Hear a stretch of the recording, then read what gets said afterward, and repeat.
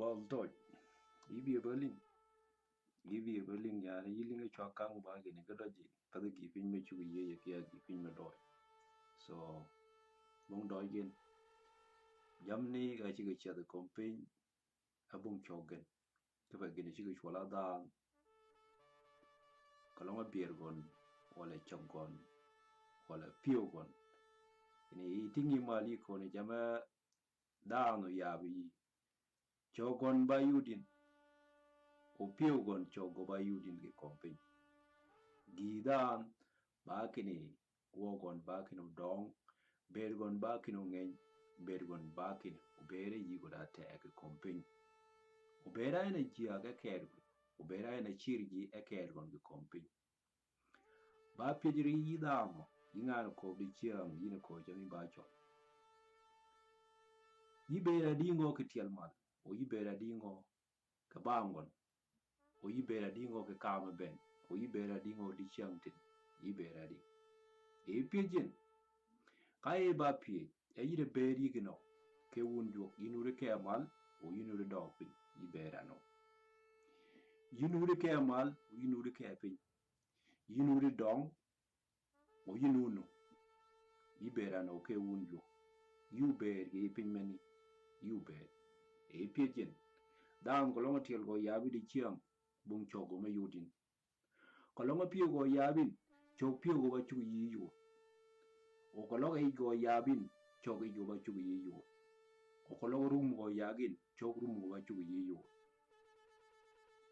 jogu chugu bere rum gon gaba bene jama ba chugu piri da lakin chang dan krigon jimong ni angan wo ki jama away mo ni chat ki kompin ayo way jo gangan wo char kamen dong kini gine chigi chola da no chuwe na gi pin mane jo nyot gon ba ka bere ri go da del o nyot gon ba ka bere kini chiga li de dan o chiga nywale dan o way gon go chuki dang ke del gon bene nyot dan ki kompin lakin ki yedu rum gon koloko nuri to rum gon chogo bungon di chong to wen and dan bene rum gon ge chok yin yinga no ko di chiang ke ni ba chol ke ji ya ke ngo ki kompin be di ki a chua jin gi jo ke ji ya ke ngo ki kompin a bere ke ji ba ding e ji ere yin yi de be di na yin ding a ngo chu wo ngore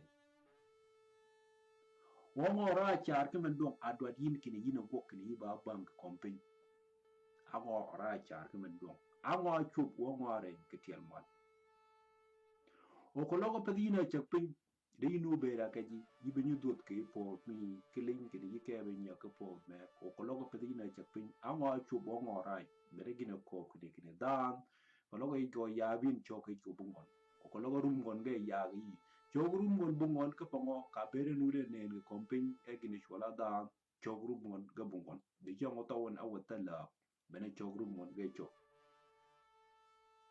yin keri ka bere yinu yu ne yingara ko di chiang yi ba chol rumi dware ber kini chogen ga ko bere ga nut yi dware ri ki tel ki yi dware dun maltyo ke pongo ri ku je kini yu yu be nga me ke pongo yi ba da kompin ni mi mo ga ko bian ki tel mal kini gine chi ko wala da yi nyol kompin ken yi da tek yi da pinyi jammi yi ba chu ben kompin ken di chiang ka lo bon ka je mo lo ma ba yen ni jo ko logo bun kaji iba chuku kal kompini jo kai nyol kai ko iba da mo ni yudi kompin gani yudi na pigen gana dada gana ko cham ga ya kap gana ko chama gana lo ki jagji chama gana lo ki bera gana yiga de tek cham bagen a lo ki chirji cham bagen a lo kino ga ber ga pinyo ga chigi ko ba pijri yinga ko chami ba chol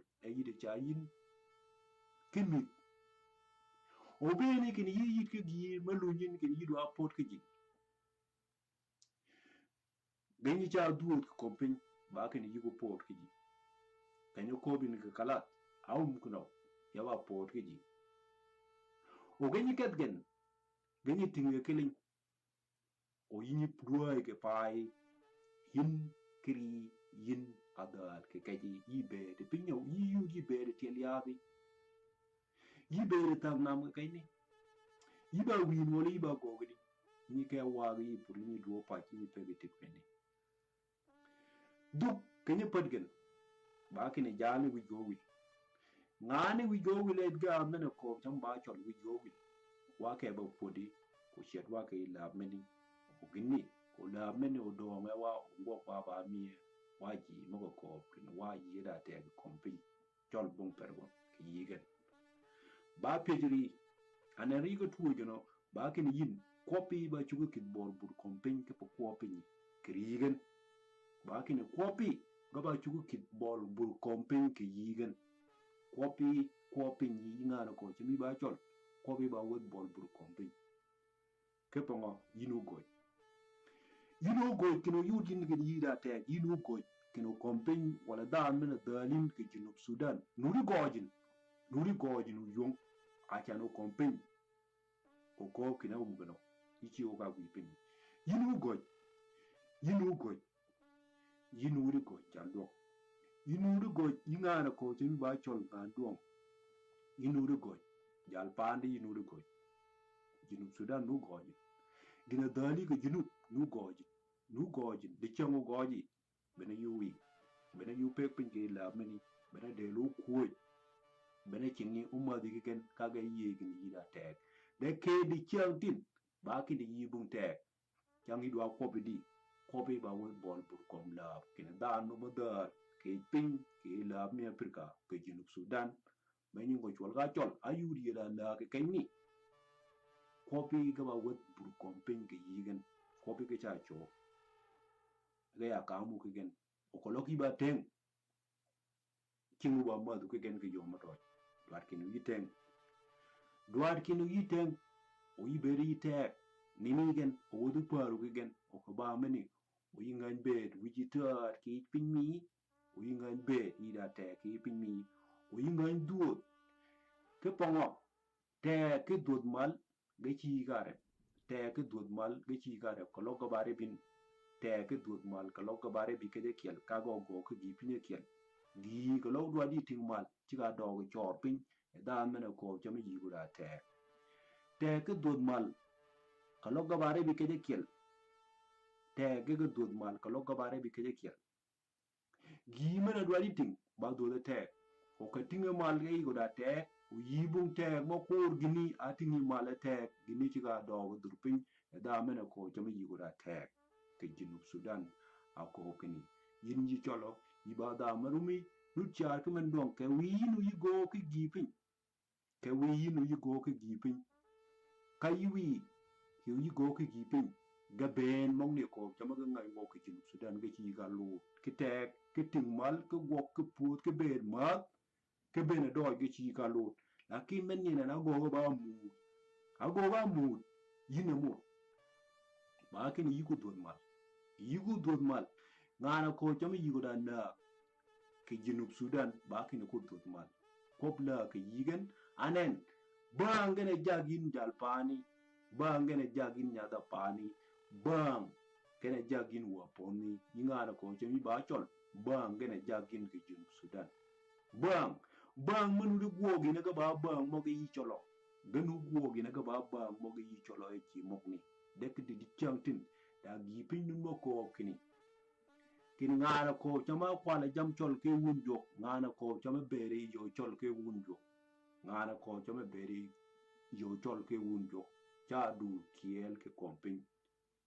dan ko ko kini tong de ga lot wala kod wala gi pin me bere dingo yi ko punte ba kini yin kiri a berin ke kompin yiba wad berio yidwa ngan go kini ling ka ja ber ke kompin ba nyen ling ba nyen ga bere kompin ngana yiri nyen kompin di changtin chang yow ke gi pin mene chugo ngame ke pur ko lo yi bung de yi da nyen ma ngen yi chang yow ki dai ka yi ke ba put da mene da di ni kompin da mene mani chad ke kompin da mene mani bere ke ji ke mer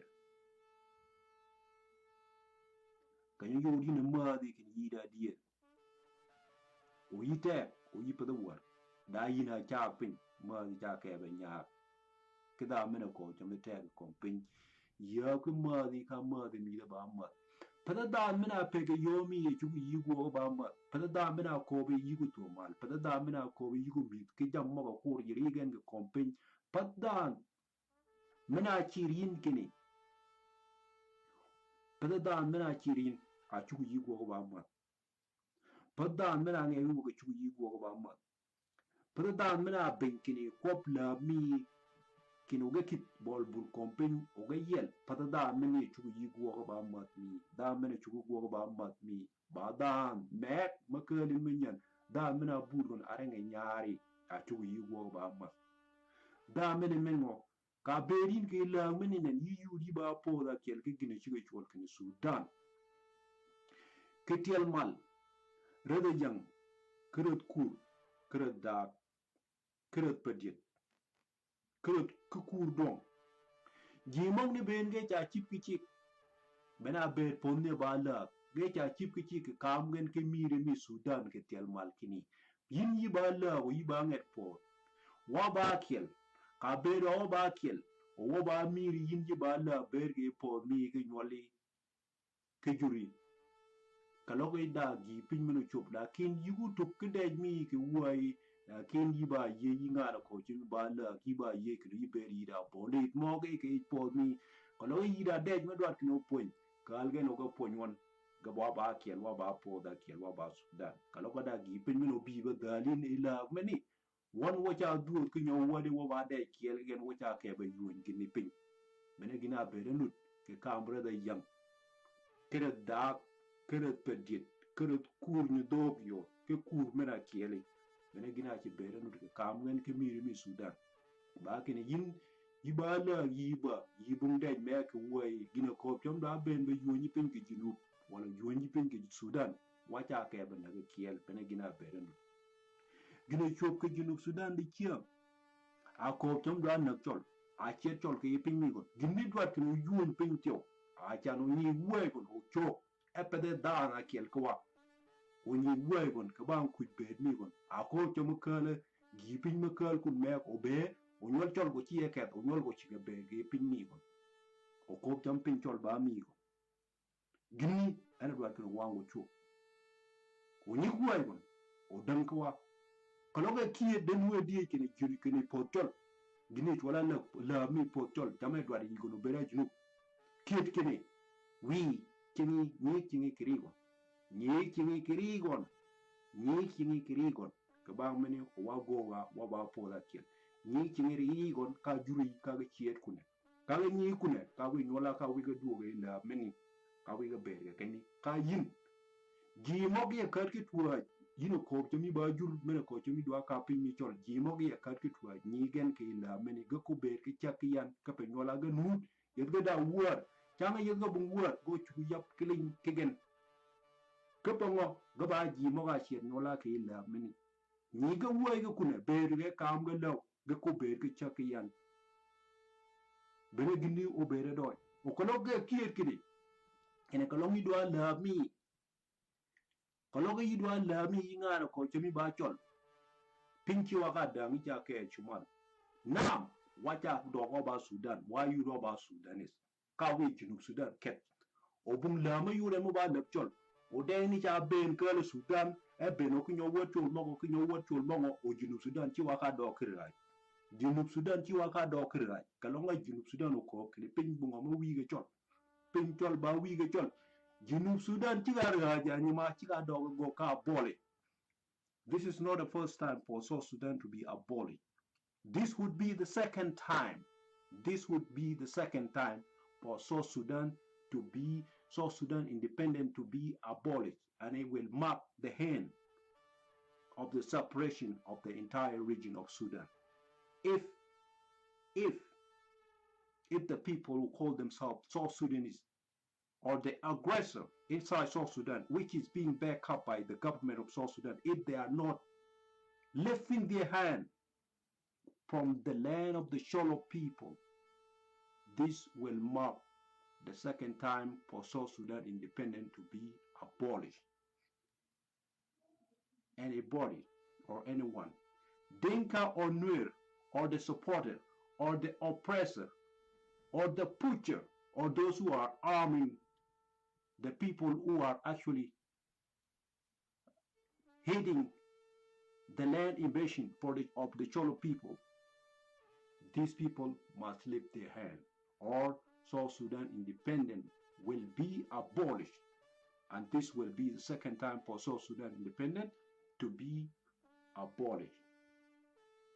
And that will mark the end for the entire region of Sudan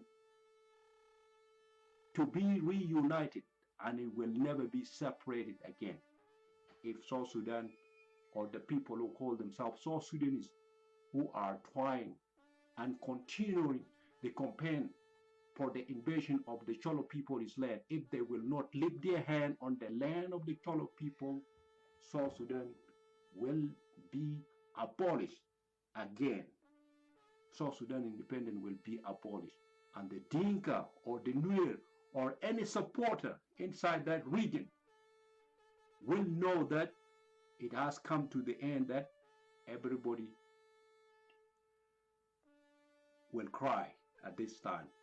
The Nuer, the Dinka, the Cholo people, the Equatorian, and the Pun, and Weber, and the Nubian who are trying to support the South Sudanese, and the Maban people, and the Urdu, and all the Luo people of South Sudan, you guys are going to cry this time. Anybody who support the invasion, the land invasion activity of the Cholo people, must know this. You must lift your hand from the Cholo people's land, or South Sudan independence will be abolished. And this will play the ultimate power this time. It's going to be the power play. It's not going to be the joke. It's going to be the power play. And this time it's going to rain really heavy. It's going to rain heavy. Salva Kiir, if you exist, and you exist, right? You're still alive. You must know this. You are not the powerful person inside South Sudan. You are not, and you will never be the powerful person in South Sudan. You are not the powerful person in South Sudan, and you will never be.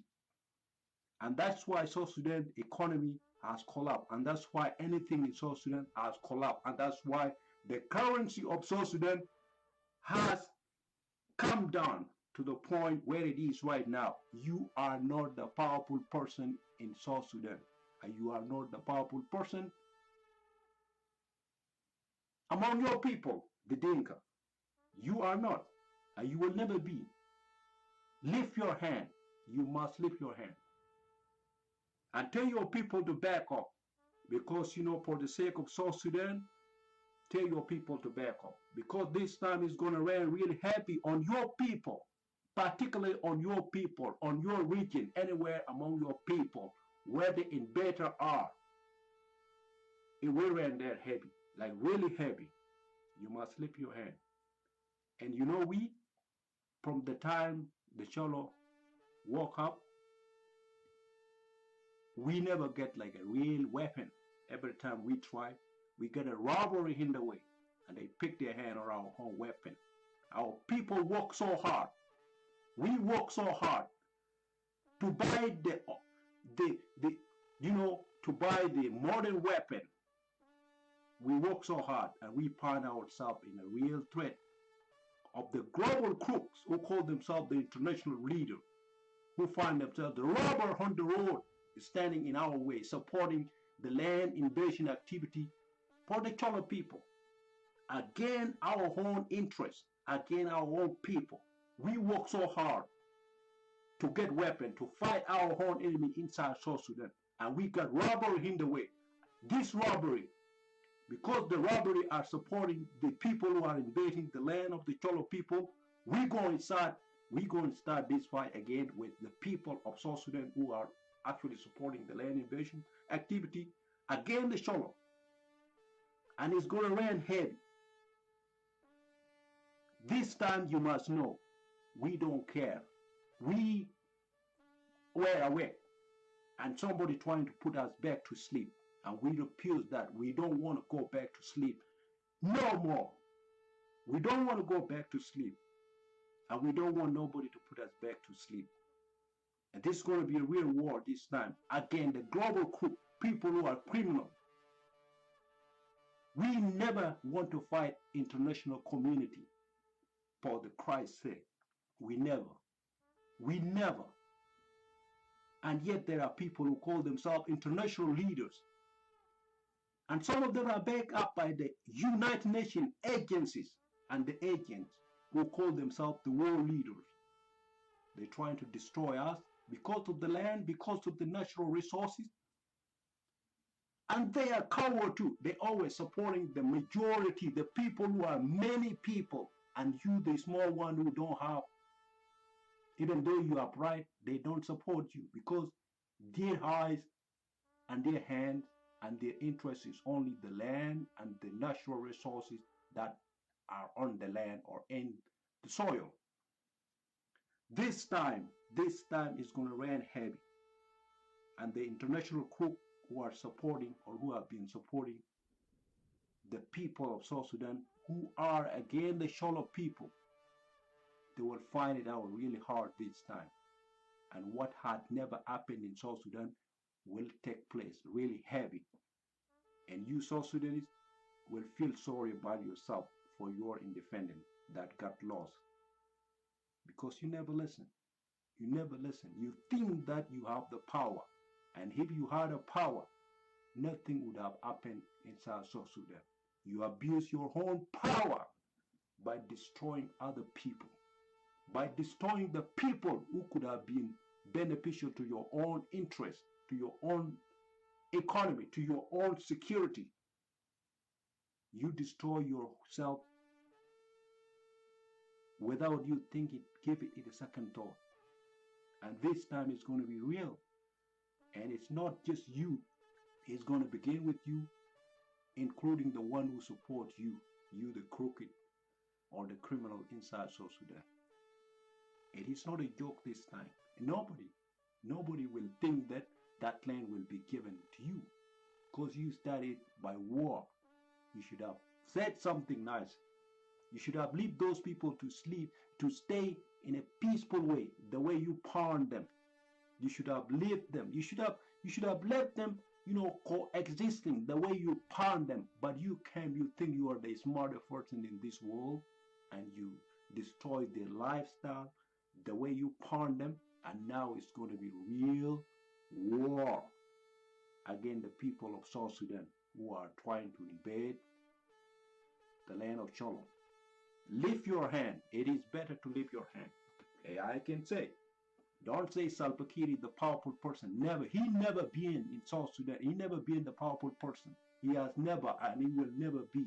Riek Machar, you and your stupidity, tell your in-laws that they are not going to get my people's land, and they will never get it. We know what you guys are being up to. Tell your in-laws that they will never get my people's land. They will never. And you think you're going to bring them in and put them there because you thought that you the witches of the world. Tell your in-law that they will never get my people's land. They will never get it. You Dr. Riek Machar. We know you are the evil guy there. We know you. You will never get that. And your people will never be powerful people. Because we know your ass was locked up in South Africa a long time ago. Your people did not do that. It is we, the people who are power. It is we who pursue the policy that led you out of that prison inside South Africa. You idiot. It is we, the people with the power, release you from that house arrest in South Africa. It is our policy. You will never be powerful. You have never been Dr. Riek. It is we play that game. Salva Kiir never been powerful. It is our power he want to use. But we say no, we will not allow our own power to be used against our own people. And that's why we separate ourselves from them. And this time it's going to rain really bad. It's going to rain on you, the people of South Sudan, And anybody, the government agent, the army, the security forces, anything called South Sudan, lift your hand from our people's land, because it's not going to be a joke this time. It is a decision made. It is a decision made that either you leave our people with their land and they live there peacefully like anybody in South Sudan, or South Sudan will be abolished. This time is real. South Sudan has to be abolished.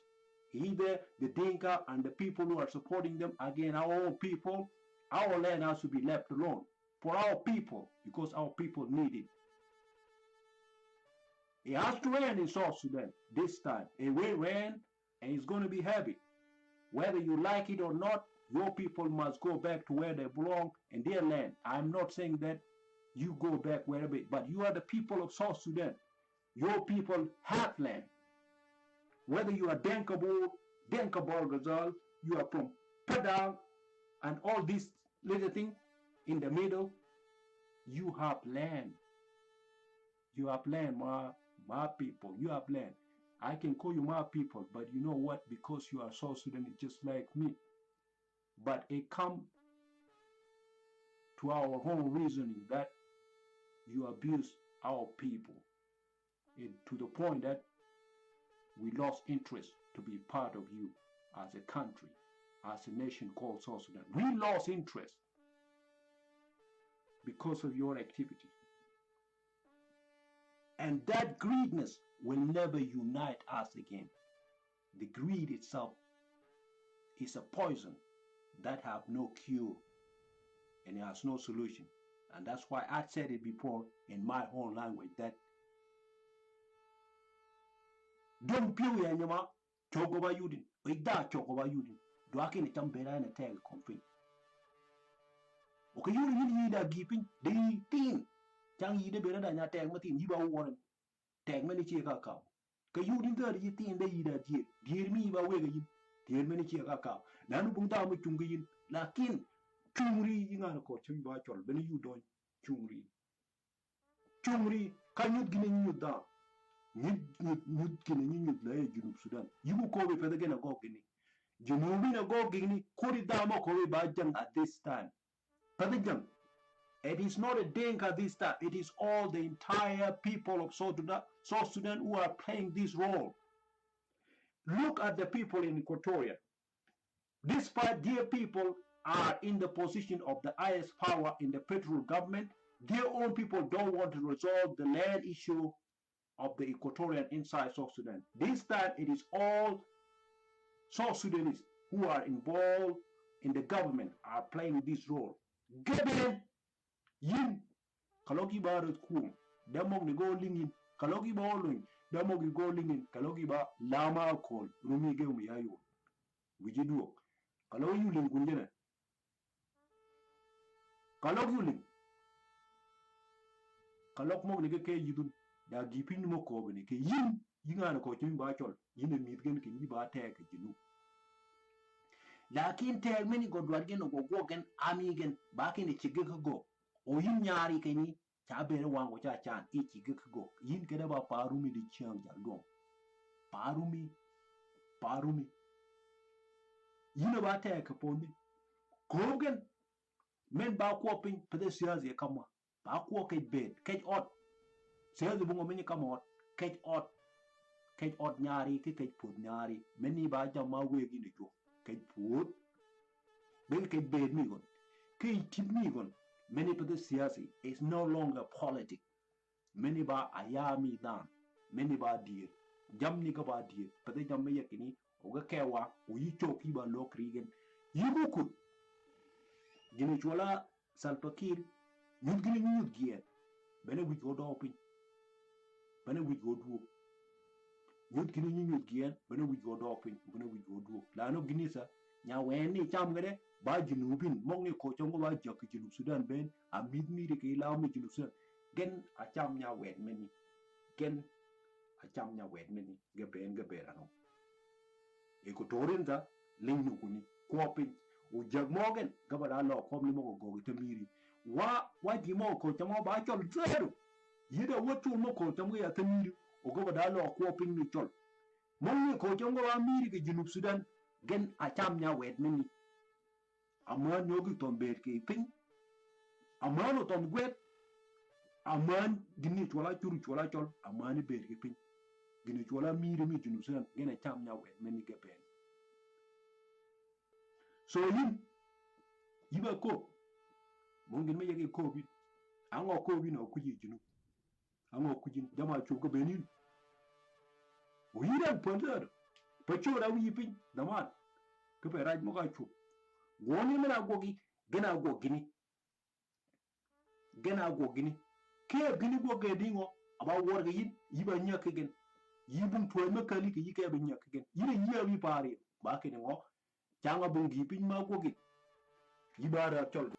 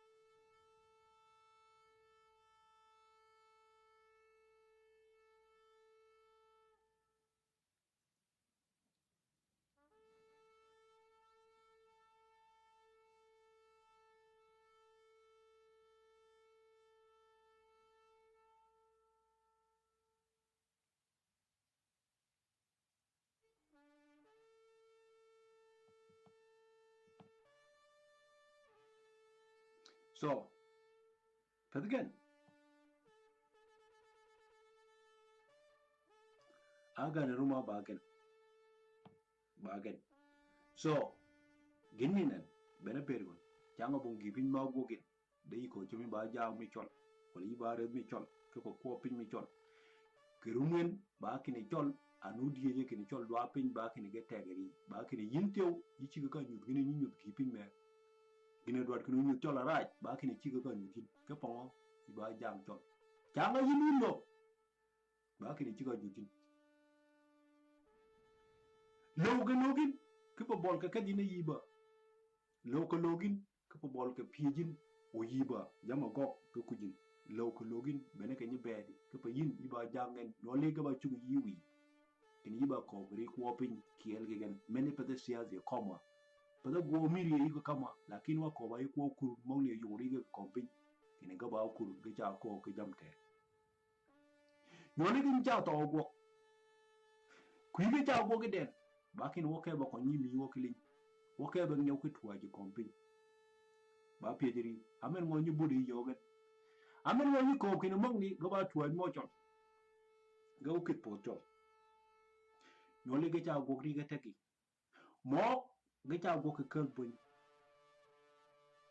mo ga go kal ka wa ga go ga charkat mo ku ga ba jo pun mo ga go ka ja kele mo ga ba jimedi ga yit ki ngin mashallah cinga ni ebgan kin wo ke ba ko nyim yo kili amen ngo anyi pe ga yogan nya gar mi chuo ga kompin minut nya gari nut o gina nga nya gina chola nya gat ni chiga wi yo ni chiga twi kala ko yo ni dali twi nga aman yo kin twi la no bunga ma chu ko di chiang no ko ba kero nga ni na yabi mara da men mo duonka da men mo duong mo ko kri yo meni chie kolok ba gi mo ku kali jon da meni yabin da meni ene nyut kien ene nyut kien chala ye ko kompi ni chiang da jam mo ni len kompi ni ko no kini jam mo ni len kompi pono ko jama ina go gi ni aye gi chi yoy beno poni ene ko mo ni len komon ko to lo chatu ko la du Oga yiri gin me go wa jutio. Along ba go hino bunda ma worin. Yiba chugu wor ke wun yok ya yije ya kala tong. Ka beni ange ko to chiga manyan ke wun yok ya yije kala lot. Ka beni ange ko to chiga manyan. Menni ba wena wen kompin so nga na ko chama dwa yin ba dwa yin potchol gini ya Junub Sudan goga Junubin mini chola miri mi Junub Sudan ebenwa miri mi Junub Sudan ene go gini ebenwa so Sudan go ka abolish. For reality, that country has to be abolished by any means. Jangan go ka abolish, it has to come down like Somalia. Dwopin Junub Sudan kepin by any means. Lano ge kuko cham ge tuan. Kini chola miri mi Junub Sudan de dwopin wala dwopin be derja ajano yiwon.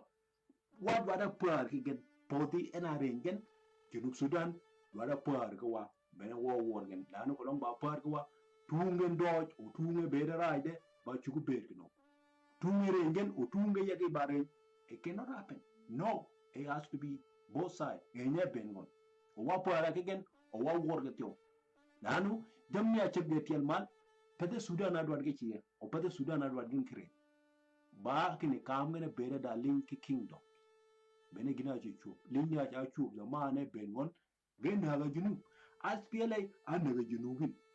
Yenya geken wa keda nyakriye bung bonma nyawa wa keda nagriye bung pot bonma nawa bonman ngana ko tome do nyaka bonne ba pi era ban ke nyaka bon no yo ba yep gerikal yo asmara zaman gerikal yo eritrea la yo ni ba yep legen gine wala aspele gera ban ga tonko yoni kalonga kam ga linki bon o gere na ga kunni a chanu yudin gine wala kingdom ena do gen na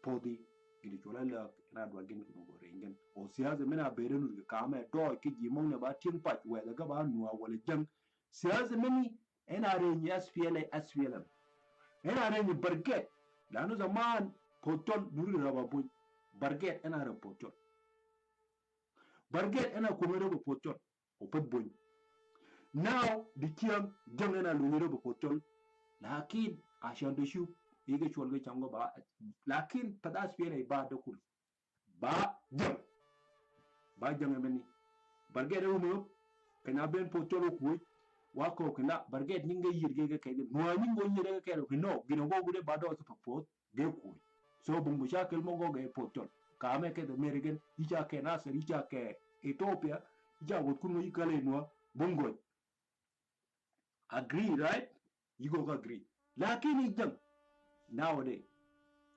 jangalu ni tingi jam so ba kini ga longa nuwa gaba da nya klin ki chol no potol chiwo ka pu opin chol chiwo ka so gelu kingdom na dwan kire ba ne min so the man jimo gi nyinen ke be mong ne acho wa no te kwiji ga do da Khartoum ga ke wudgwe Khartoum mushakal mo ga chuba kamgen ba ijra ma gogen ke wudgwe nana di mishakal mo ga ko ga wudgwe wala ijra mo siyasi wala jam ngo mare nyen ki Khartoum gani bena jogni ke nyobot gen a chanu yidi ka kani go de go nyudi ka kidi bur agogo yani jimonu mo migi gen ba kini ba kidbur cha kani go chambu kidbur so pede jimong ni chugu ye chwa ingana bere yibungo bere yini chugu chwa ngana bere yibungo kunya yak ya bon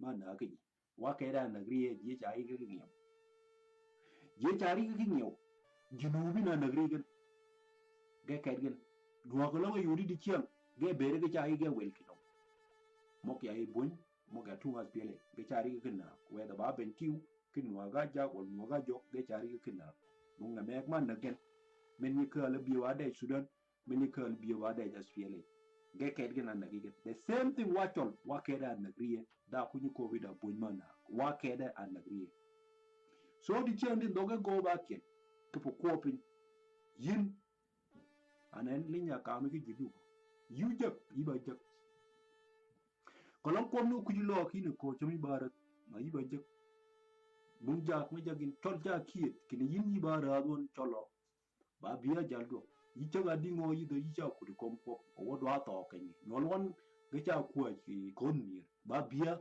wo do ke po don wo do do ga pin mi won yi lo ga dingo ke ku di kom jam ni yi chiga wo yi chol yi chiga ka wo mo yi ba ra gan yi chiga ka wo ke ni wo yin da do je ke di bung da menu jagin lano nen pa jinu be jagin yi jaga chol ke ro lano bung jinu be yi jaga yi fi ne ga ngai wo yi ga da jag mo gan no yi da jagan ji mo ki ga jagan o jala sa ba ke ni chi ga jag pyo lano ngo i go chola na ba president o gini chola president does not recognize the mutual kings kalongo po i go da president mane i go bung kingdom bene gina dwari yo politic many yudin kini po kalonga jangon ba president bung da me ngo je ke ki po ni bung king bung chief bung king bung eight me ke di kalonga po yudi di chiang ge go da prime minister they recognize kini redmi podgen ena kunga kitingmal o redmeni kay gonut o chugo nyo ke gen kien mena nyugo ge kini po ni ya the rule mirror so jak mimiri ba prime minister o red yura role ba kini na ba jang la ana mi pin ana ba jang la ana ba jang culture ana ba jang ting pa bungi pin mo wok era tok ke ni ana ko da gi pin ma keul minyen ma dwat igo wil darin bol kini system do da wil red ni chiga ph e jurni ako jam jag mo po ba prime minister de chang red ni chiga ph yigen lakin ni da ke junu ba president yibung te ki ngan ko jami bare jam ngan chiga ka bo ki ba ph yi ba ph la de kena ke nyo wili chiga wile ko meni ko mi junu dwat kini wil ba wil gen ko jol ba chugu raj ugo ko gen wangwa ko jur moko yuo jur ma te gona lu nyiki e ko jin yina ponjur yina ko jin ba chol yina lu te ko ka ko yina lu ni go ke law yina ki kingo ke tong yina ponyi ke nya ke ko moko tambi be chiri ni po mi ke ja pirka e be no ko longa ya be yidi chiang chekmin South Africa le West Africa ke East Africa e ben gon ko muri wigen ko longa yudi chiang le po Zulu ke dia Mozambique ke pongo kung muri wigan kung ginashwal Africa. It does not matter whether the cover duk mo official language mo ga ba dok mo kung muri wigan kalonga yudi chiang ganu bi ko kitong holwel kalonga da pej me ge mi ke kalain kalonga da pej me ge mi ke kartui bene symbol mo gen kalonga da jam mo ba jam economy mo ba tori mo ba ngon mo ba goy mo ba win ke win mo no mi chiang mo win mo no ba chir win mo lakini no yibung tag here yibarat lakin yibarat chol yibung tag junu bonman haro mene sai ko chole ba president which mean ka go go ba president king does not exist ke port many mene gine inut ki jamana o ba system me bere no ben go campaign o jimo ga go di chiang kujin ba jimo ngo bene ko yin gine jimo ni yabgen kalongo yudin len komgen kitu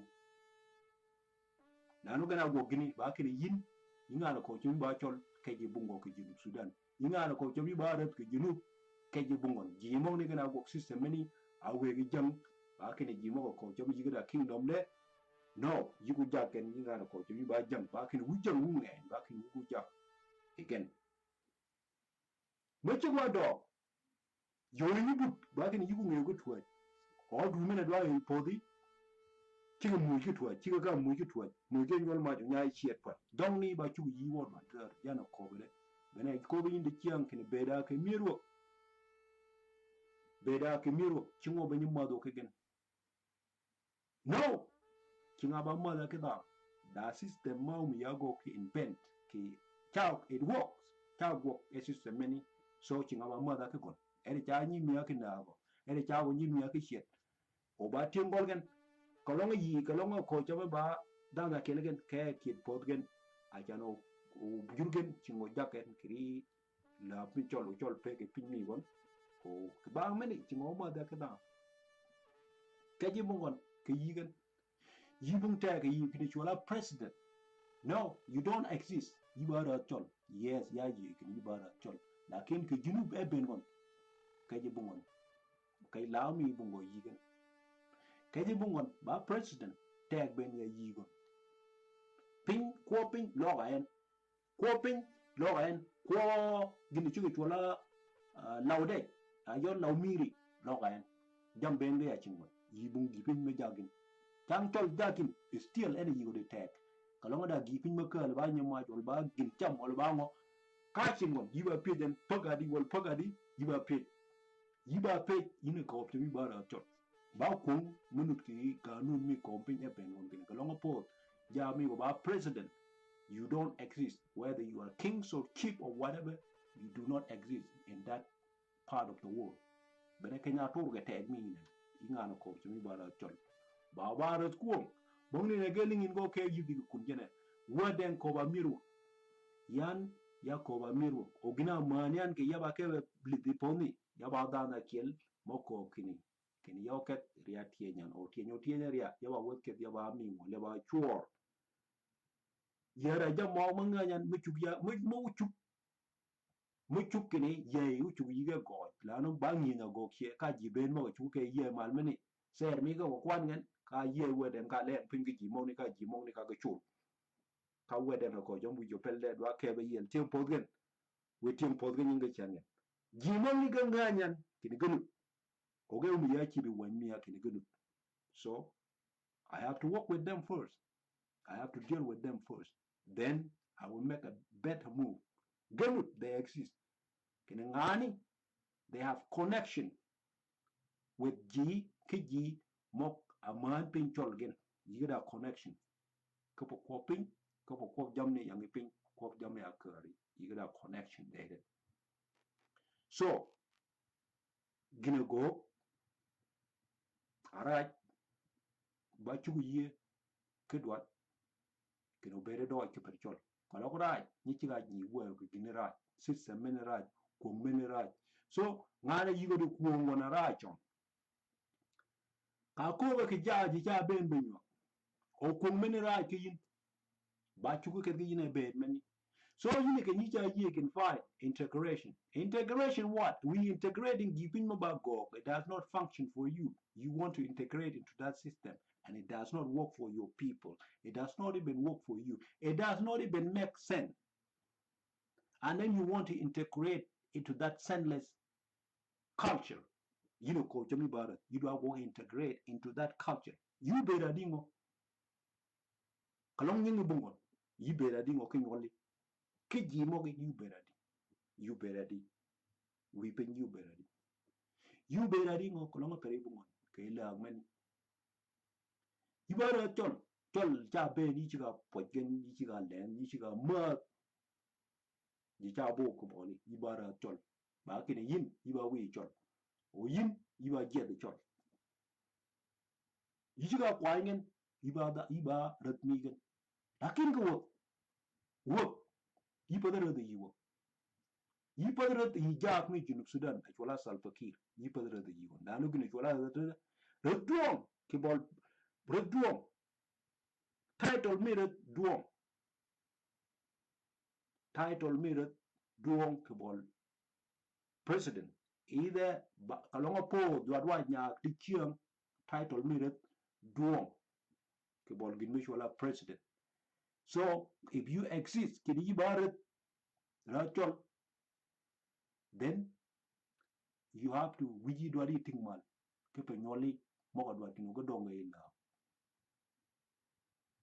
wa ko ba tiela kiel wa ben wa ko ba tiela kiel yingana bi yiling di chiam ke ni chol wa ko ba tiela kiel ke da ko nyutum kop ni akor mo chol ke ka me ke jur mo ko chom go dwa ding chol ke ping mi gen akor mong ni ga ben go dwa ke no chungen wa ko ba tiel da na kiel ngana chak lag mini wa ko ba tiel go wa ben chala kwa nya jeng mena berenut ake long na wa chula de jeng akko ba tiel mini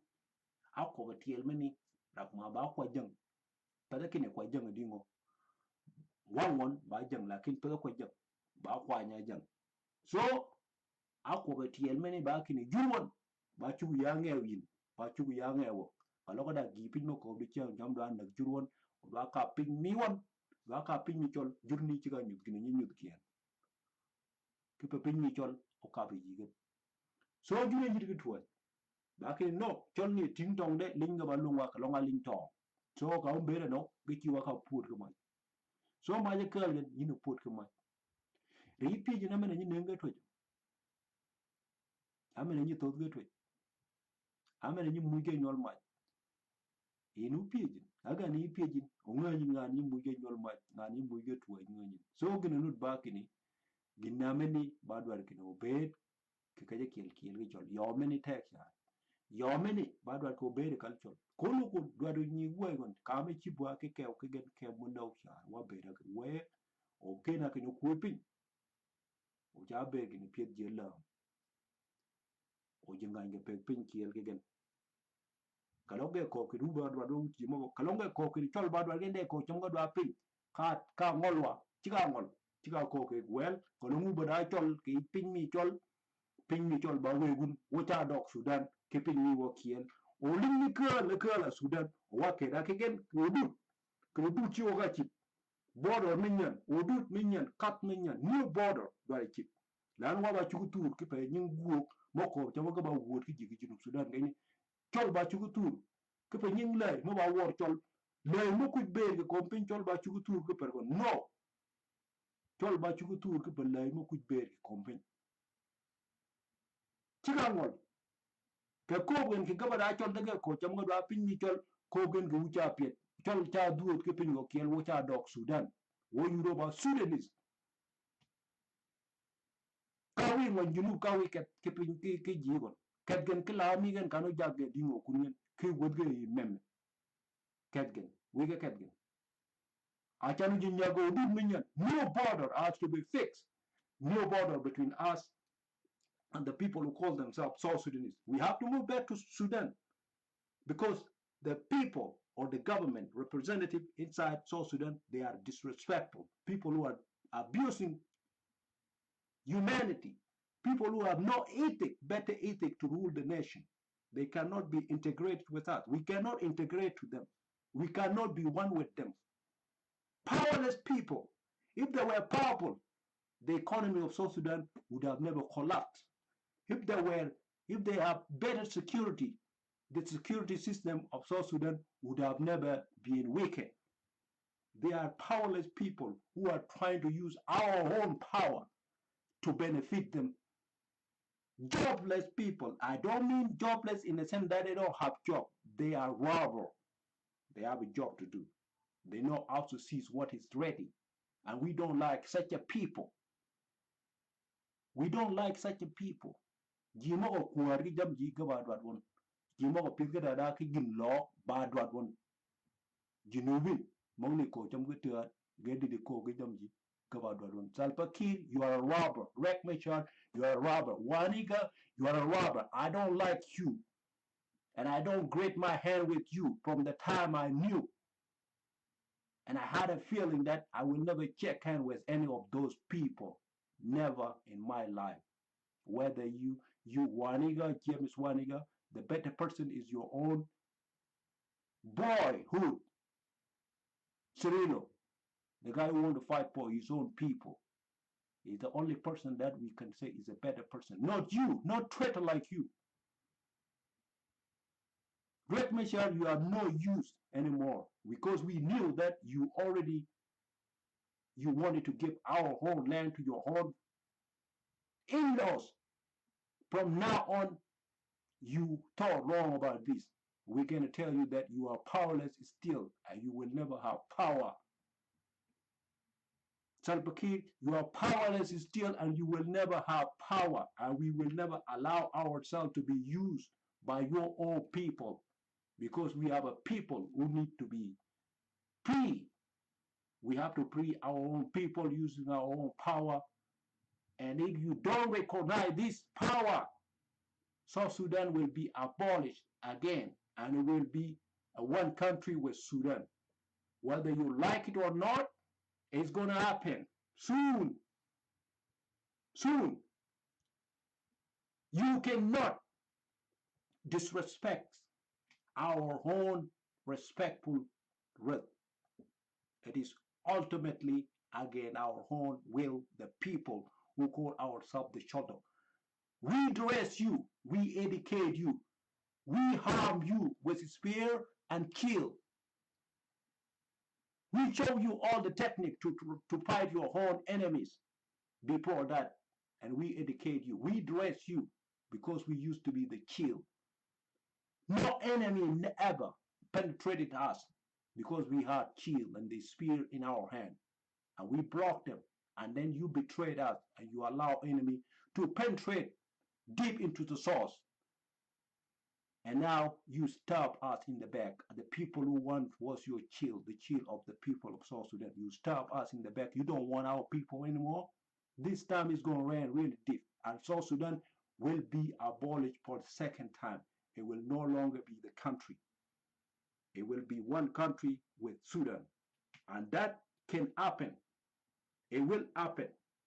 Or you lift your hand from our own people's land. And that's how things is going to work out. We were there before. And we will always be in that geographical location. Our people deserve it. We deserve it. You did not give, the Dinka did not give it to us. It would be the only person who created us is the person who has the right to say that I give you the land, my children. Not Dinka. Not even you, Borgay. You did not give us that land. We knew long before it was never the Arab who actually come from north and come and loot our property, burn our people's home. It was never. It was you who were being used because you get used to what? And Gargoch, it was your salary long time ago. Gargoch, the dry bread, it was your salary. It was your salary. And then you go to Shano kumpi shunu yani baburat to gina to tulna taraku buyuna untum barket kai wuji di chiang ya rek me shar kalong ilim ke kin kuna berin ke gien mena ko di chiang chamba ngon gien mo ko kini chol ba dwa den gno bere pinmeni kan wuji di chiang gini no, we disagree. I have disagree with you. And South Sudan will be abolished for the second time. And see how you're going to live in this world. I don't care. There are a lot of people who become my enemy because of what I've been, because of the article that I've been posting in the media. Some of international community who call themselves the leaders become my enemy because of what I say. They wanted to steal from my people. And I said no. I wrote it in a fluent English. I wrote it so they can understand it. And I wanted to find out who is my real enemy. And they become my enemy as well. Because they have been supporting the bad activities that have been going on in the place where I was born. They support those activities. And I find out who they really are. And did they hate me? Did they kill me? They did not kill me. There is a room for justice here. There is a room for justice. And it does apply. And somebody will get it. It will not come to me, really. It won't. Their power is limited by the term that they play with. Globally, their power is limited by the term they play with. And by the time they come to hand, I'll go get them. A man like me can go and get them. In a broad daylight, in a desert place, we don't hide when it comes to war. A coward can shield himself and hide. You can put your stupid camouflage, but I will get you. Because you're going to make the move anyway, and I will know that is a natural thing. It is something pegged. I will get you. I wrote that in a plain English so they will understand. And I was working as part of my personal investigation to find out who were the real enemy of mine, people who bribed my enemy to make me come all the way to North America, ran all the way to Canada. I found out nowadays some senseless human being trying to rob us of our own right. I'm a Chollo. I was born a Chollo. I was born a free man. There ain't no man who can take my right from me. No man in this world, no man. No man. I can do anything. I have money, and that money is called trust. is trust. I trust people who put their hand together to help me fight this war again. There are strong people in this war. There are people who are powerful, rob me on my own right, rob me on my own economy, rob me on my own land, and rob me on my own privilege. Yet, I did never take the war to them, and my ancestors never take a war to them. And they still want to rob me. And these are the people you call the good people. Yet, they are the people who want to kill the innocent being in this world. They never get satisfied of what they have. But yet, I'm content with what I have. I have been content, pulling up and satisfied and was happy until the devil come and destroy my life. And I become like what? Ran away. This will come to hand. Your people play by the time, and their time will come to end.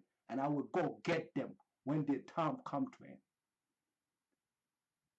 The global community who put their hand together against my whole people, they will be seized like a little goat who have no power, and their power will be seized. It does not matter. The mighty play the better role than the idiot who call himself the world leaders. Not you. I am not a black man in the United States. I was not born a slave. I was never captured. I came to North America on my own free will. You did not bribe me to get here. You did not capture me to come to Canada. And the one who said somewhere, you are there in the United States of America, you call yourself a black man. You were captured. And yet you could not fight for your own right until today. I am not like you, and I will never become like a black man in the United States of America. I will never. I was born a free man, and you cannot take my right from me. Yet, if the United States of America become the world's strongest country, and yet they still singing a song that they are still the world's more powerful country, it will come to the sense of the mankind that USA will become the least powerful country in this world. You cannot rob me in a broad daylight. It is my right to harm myself and be free like any man in this world. I don't take side. I have never took side. And I don't take side still with gang. I don't take side with gang. People who get used to robbing people from their own power, from their own will. I don't take side with them. And I know you've been harming the people who want to abuse my own people back home really bad. And we get that fire. And it burns us to hell. And we become like people who have no power. Today, South Sudan will be abolished. And my king will hear this message. And he will take a strike really bad in the strong hold of the people of South Sudan who call themselves the main stronghold of security. It will be strike. And South Sudan will be abolished. All those enemy has to lift their hand from my people's land. And my people has to go back home and live like anybody else on their own land. You cannot rob me. You can't. I'm not a black man in the United States. I can fight back, and I know how to fight. I know how to engineer war, and I know how to get a weapon. I'm not a black man contained in the United States. I'm not a black man in the prison in the United States. I was not born a slave, and I was not born a son of a slave. You cannot rob me. South Sudan will be abolished. It will be abolished a second time. And from then, let's see how they're going to sing the song again. Salva Kiir is not a powerful person in South Sudan. He will never be, and he was never. Riek Machar was never a powerful person in South Sudan. He will never be, and it was never. And I'm speaking here. I know it hurt me. I cannot be living abroad here, and yet my people are suffering. And we call that country an independent country. And my people don't deserve that kind of privilege. It don't make sense to me to join hand with them, the enemy. It does not make sense. And I will never partake in their own political sense.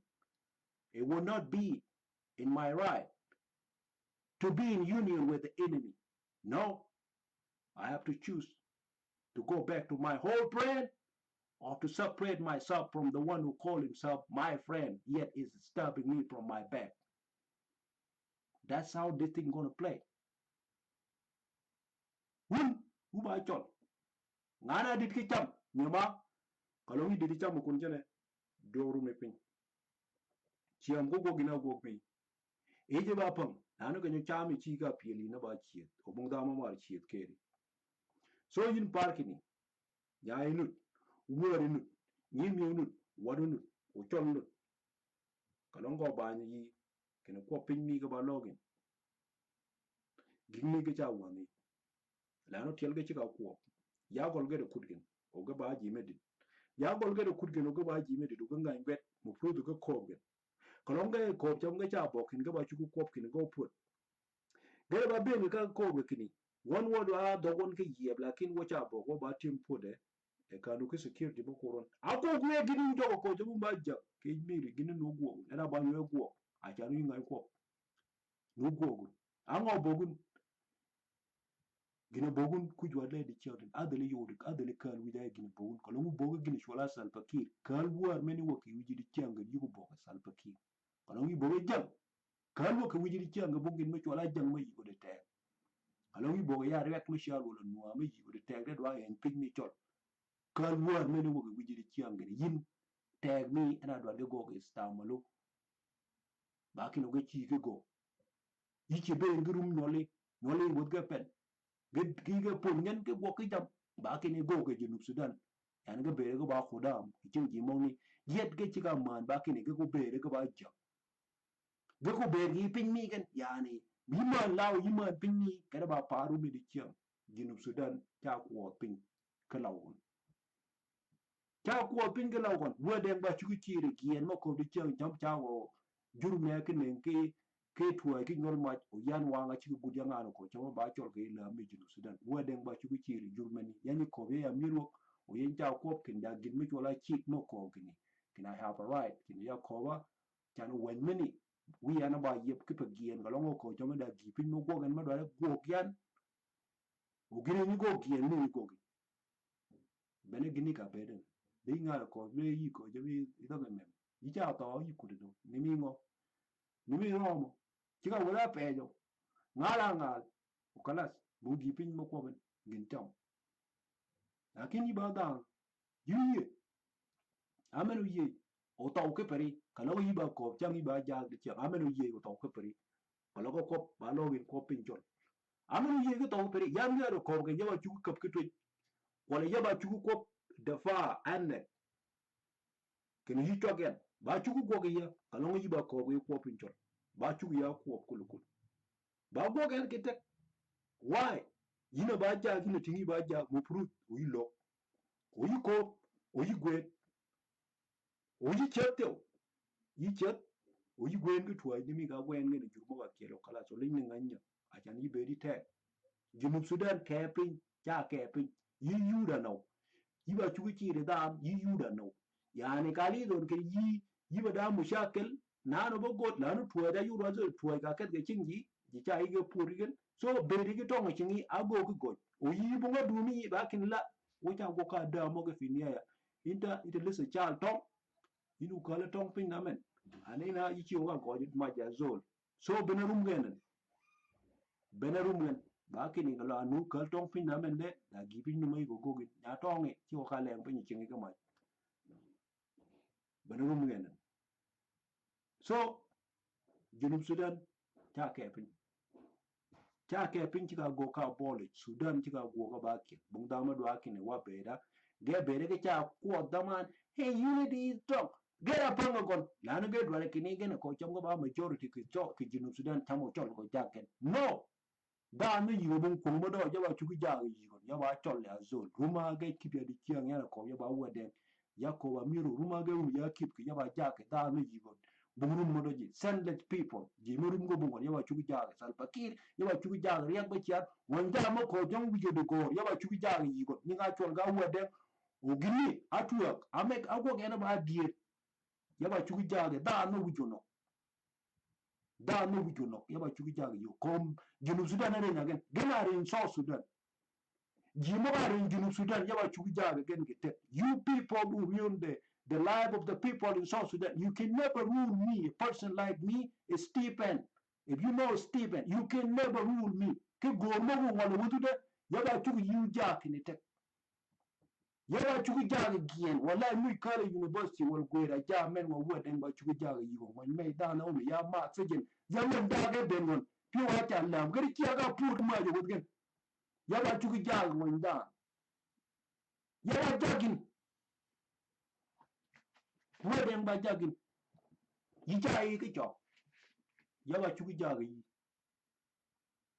yaba chol ya yuri yara ko ya ngan be yoni aba yep ke yiba wel ka be ni ke ka tum a onwa ike ka tum yiji ya ga wi ke a o jian ike ku no wo ke malaka wo cha po yo dwa ke ka tum wo ke bu yiji ya ga wi po won ko wo nga chi ya na chopi koma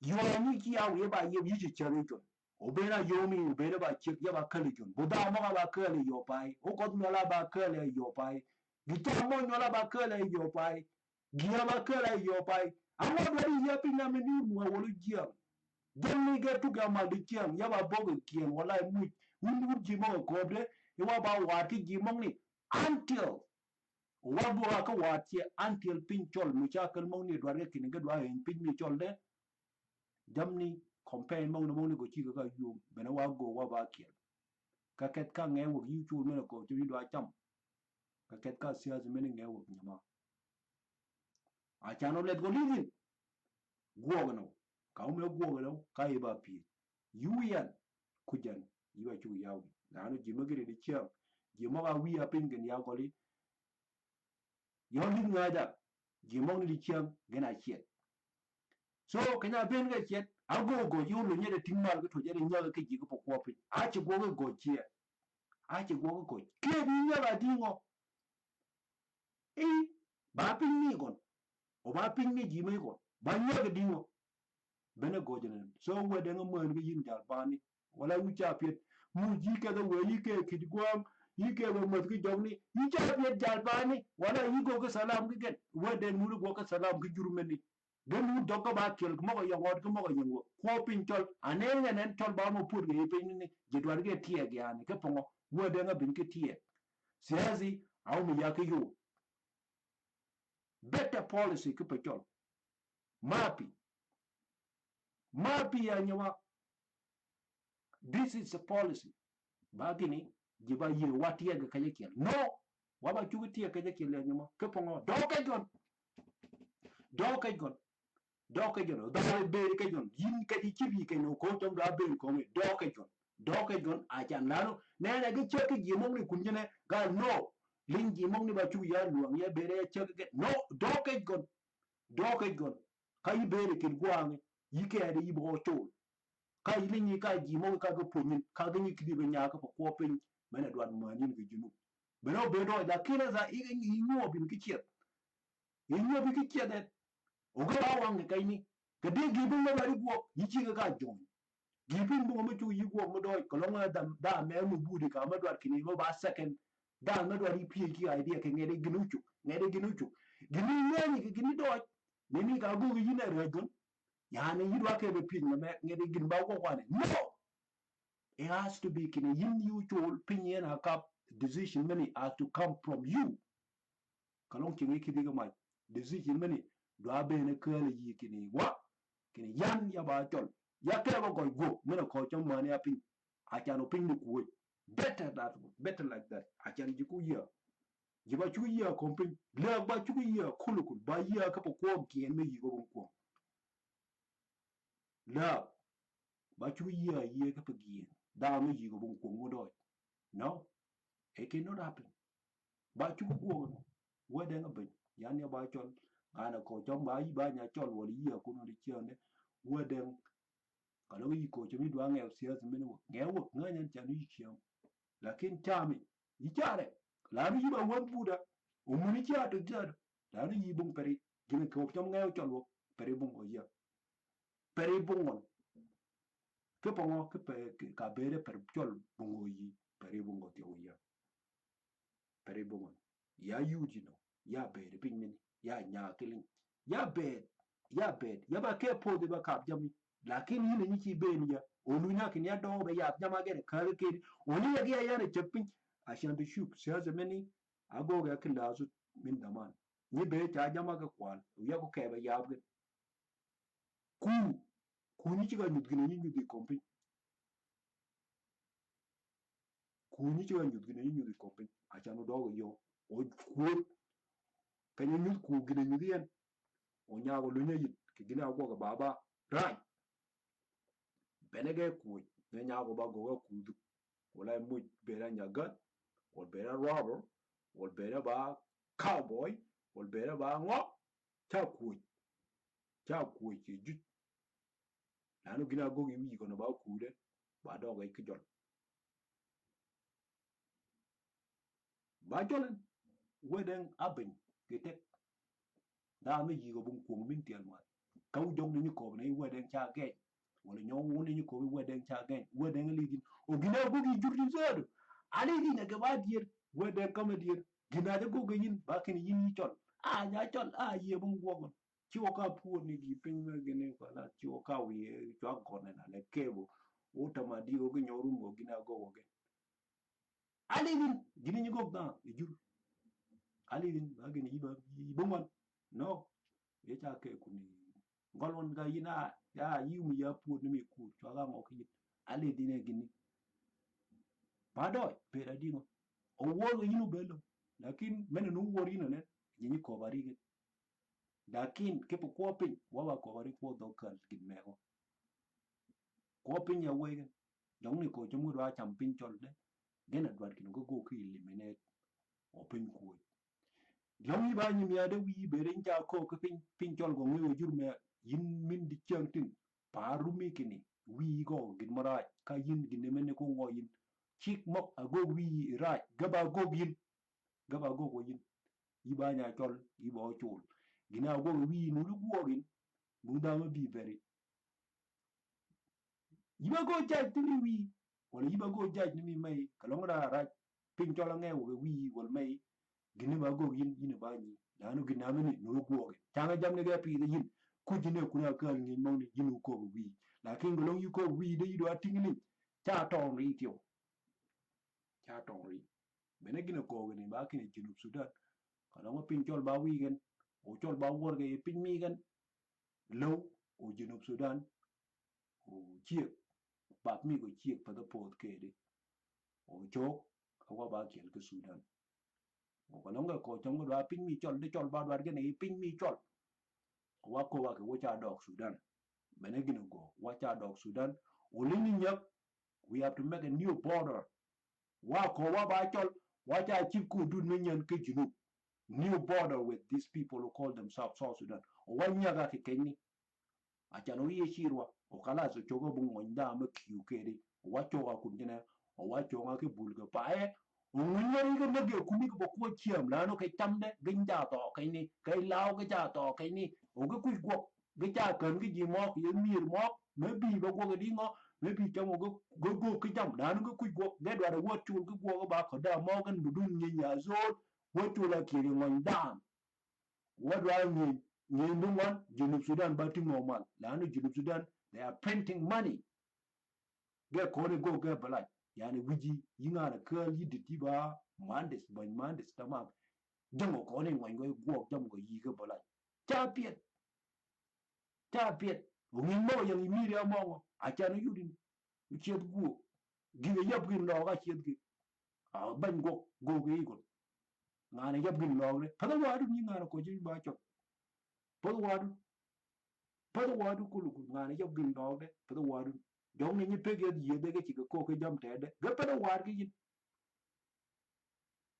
dong ni ke ko na ku ni mo ga pada wadu gi ni ngana ko ji ba chok ga pada wadu dier mi ba chu yi mu e yunen atam jena na nyaga kili baka bere kin yunen lanu kin to ba chu nyaga ni kapongo ket ka ke gon balet kri gon denen di cha nyak gini chalet so kolong yi ba nyagin yichi na so yichi ga nyak o kalnu o mene ko jam dwa nagin o ni kali chuai pio ka chuai nya to ma ni o ni yu ye ngoi gon benebe so yin ka beri gitiel mal a bere do gi yin gitiel mal denen a chire ngi yin gitiel mal ke chen gon a rengi yin gitiel mal a be di do ke chen gon a rengi yin junub Sudan ago ka dumi pede kine ba dumi ke dingo uman gi gon kre ko pin do a chong ke kel ne mi nya tu kie nya ku yi chong ke kel ne mi nya ku o bene ke gon do a chiet o nyebe yi ni cheben wi ni kan ni mene gina rombe junub Sudan ena go yin lakin no idwa be ri kuotio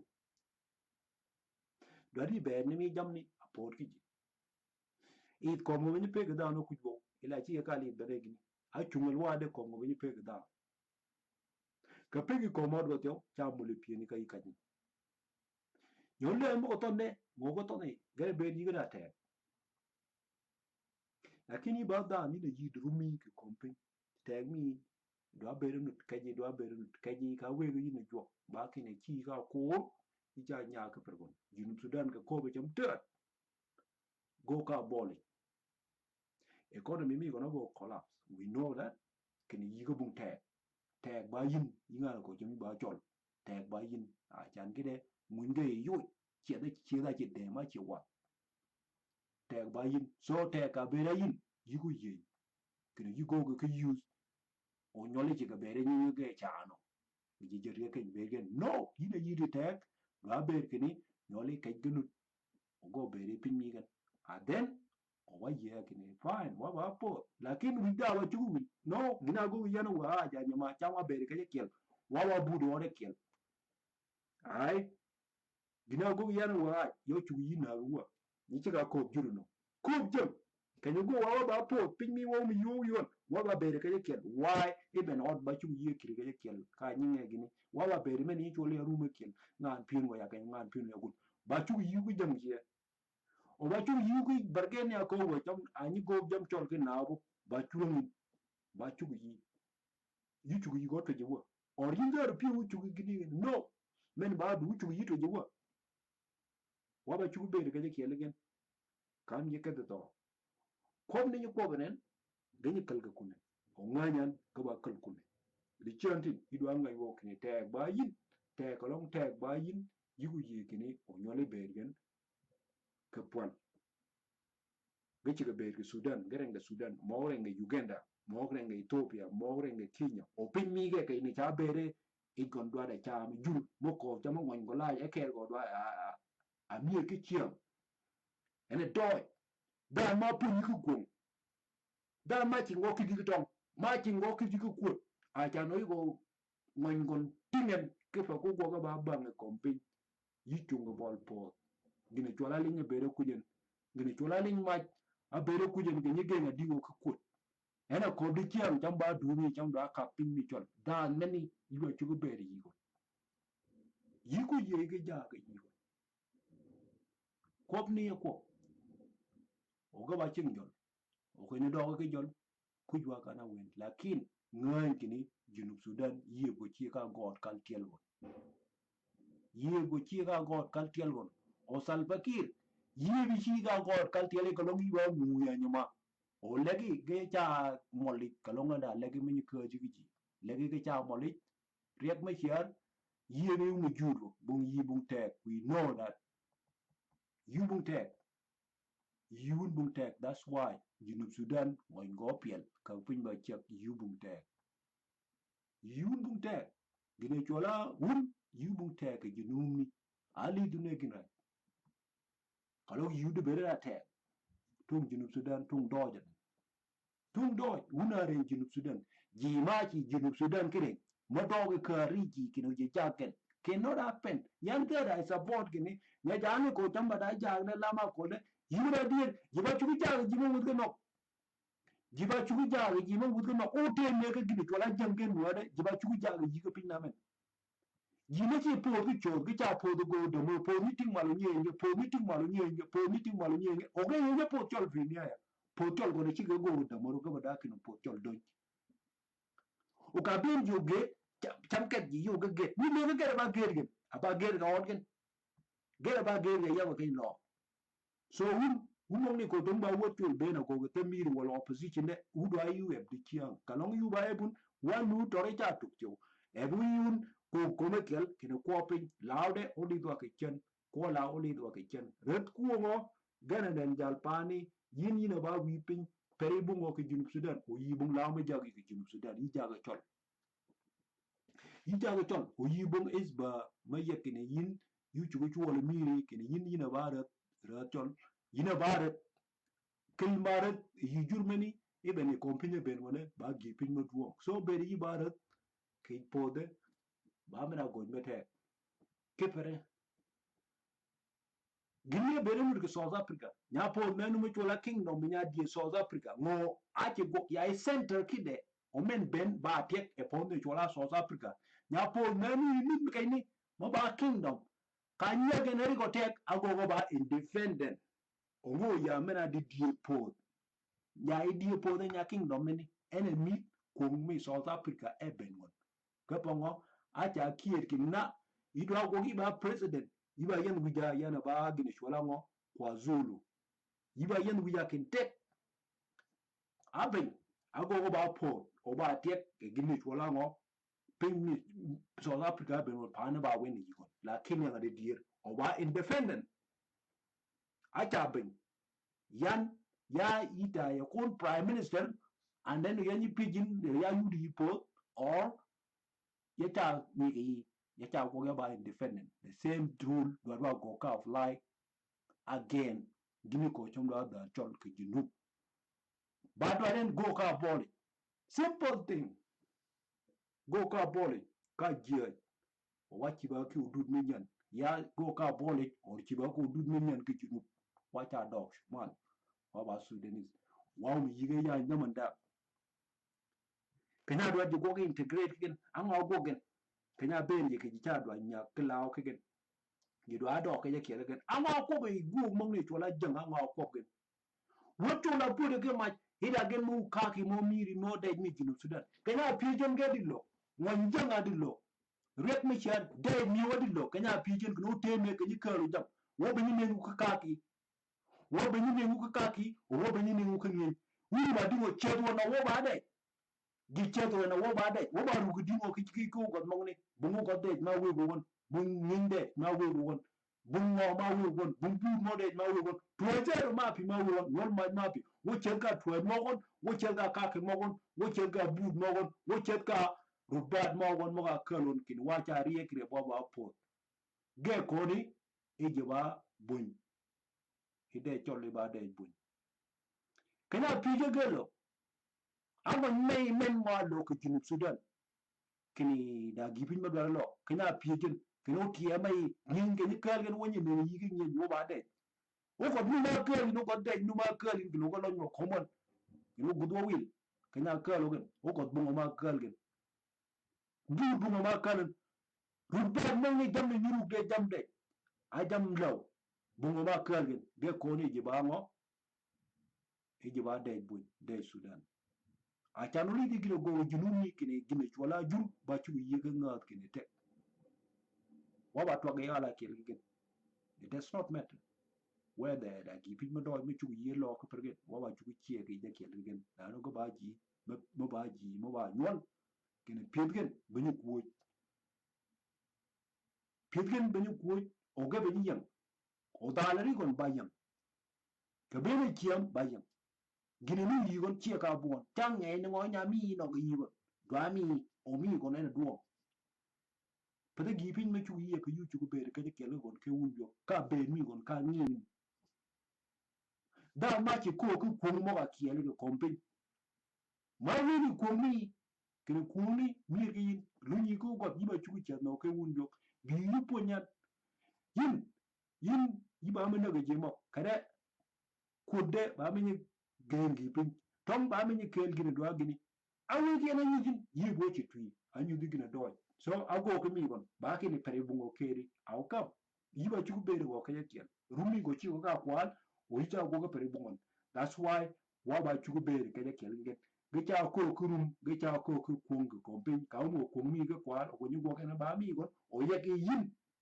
na yu ga yi do kung pare bungo yi gon yi ci ka na yi ci ka hen kala ko mi bungo keri bene ko jikini no ko ka Abolished South Sudan then wa bera ni wa ba Sudanese ne mi jimong ne ba Sudanese kompi bene lo ya wacha jip ku dud mun yan wacha dog shumal wa dog Sudan ka wi ngon go dong e jinum ni wi dong e pen mon anu jigan pengen da gi pin me ma ci ga kan ga do an nak ci ga do we pin ji chet megen maren kompi no gini ba chuk bene yege kene ke pinya ba we ga dan no ba mu ci te ya re pinya puat ngana ko we pinya we dan de ci ga mu gini ñu den ne kiyen so dal mena ba bare no le wi jot chapot ko mu simple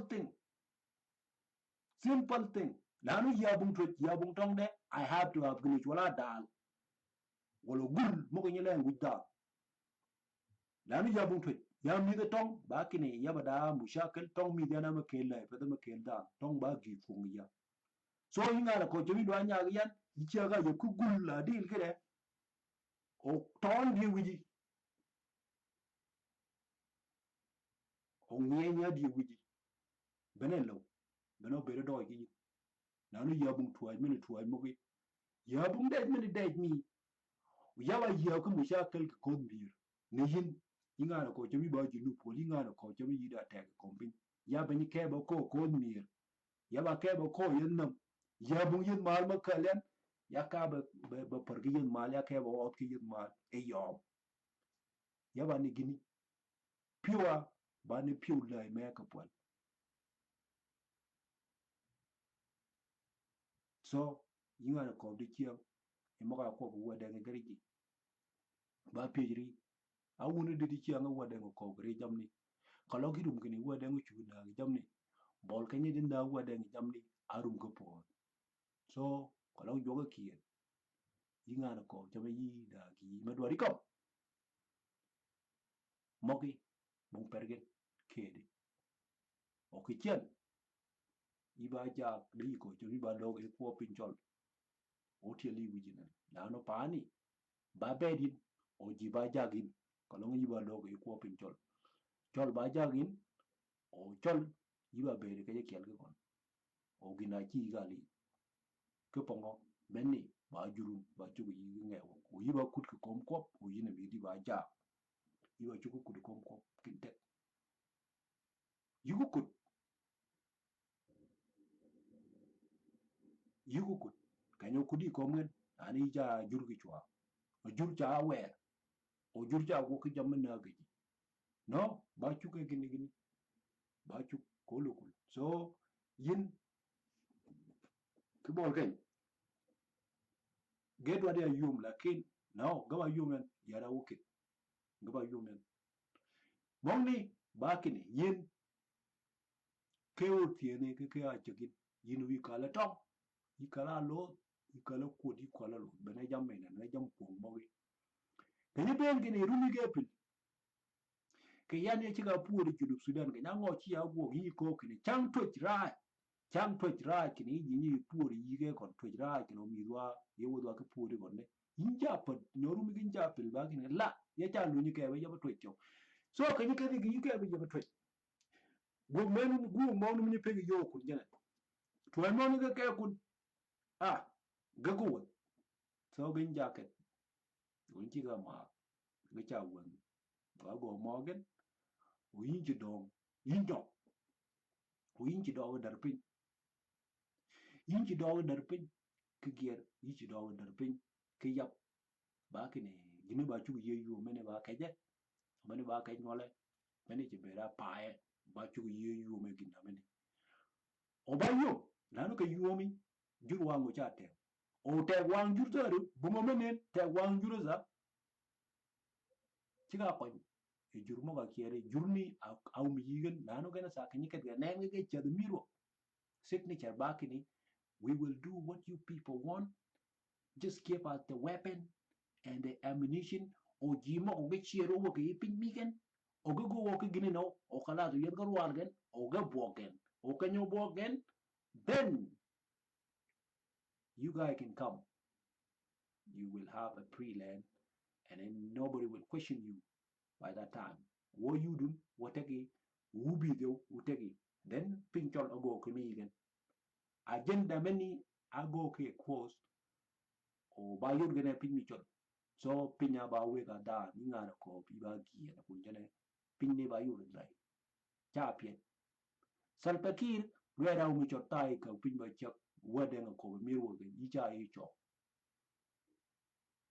riak ba chan gina do mi yi wi mu lo ka pin ba chak yi cha yi ke chok yi bu te ke junum ni yi bu te ka lo yi de bere la te tum junub sudan bere go go kri mushakal bere go ko shabago nanu te ka mi di ba mi go ba mi ten po do bere do yi nga na ba ja wala jurum zoru ni ci wa ngo ñi ga cham ga ci ko wa ngo ñi ga cham lakin wun wu ja jurum mo ga reji jurum mo wun mo ga reji adwa yen be mi tol be ci ga chwam furu ko tum ba ja ka jurum sudan so gina ci ko li ali du to pele me yakko je bere ke kel kun kedi bomon ba chu ye met ke te ko wa bere ke kel ka bongo yani tingol won ga yina wa chu bere ke kel o jema yin ni wa ba yina wa tingol lo zero kwiga no mara ya palwa I witness that kinyo to yo no ko yi ba no yinu dika yiba no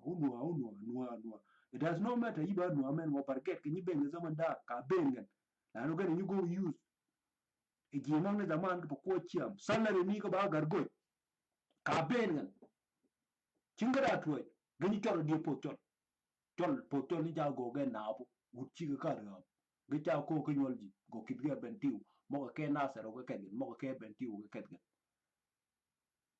potol chi go chi ga ulu la chi ga lu then I remember one time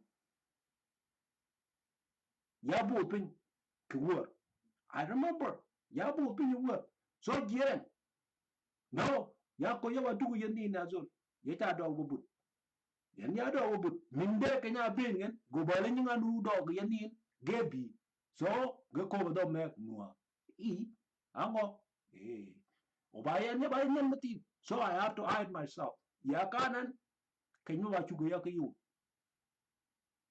ya kat gini ni ko na ngo pan ba nge ni ya gieno pan men ni ko ni chol ke pin ya do la ke ni wu ya ku men ke gini me men ni ku mu pan ke pokot then ji mo nu ba ka le kan ke ku nu je ra bo lo go ne ni ya